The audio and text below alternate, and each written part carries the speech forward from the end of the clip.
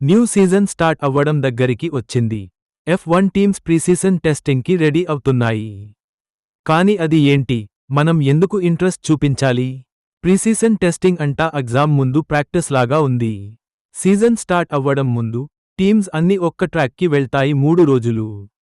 Drivers వాళ్ళ కొత్త cars first time drive చేస్తారు. ఎంత ల్యాప్స్ వేసినా పర్లేదు, అంతా వర్క్ అవుతుందా చూడటానికి. రేస్ డేకి కార్ ఎక్కడ డ్రైవ్ చేయకుండానే రావడం కరెక్టా? టీమ్స్ కార్ రిలయబుల్గా ఫాస్ట్గా ఉందా చూస్తారు. డిఫరెంట్ సెటప్స్ ట్రై చేస్తారు. డ్రైవర్స్ కంఫర్టబుల్గా ఫీల్ అవ్వడానికి హెల్ప్ చేస్తారు. ఓపెనింగ్ నైట్ ముందు డ్రెస్ రిహర్సల్ లాగా ఉంది ఇది.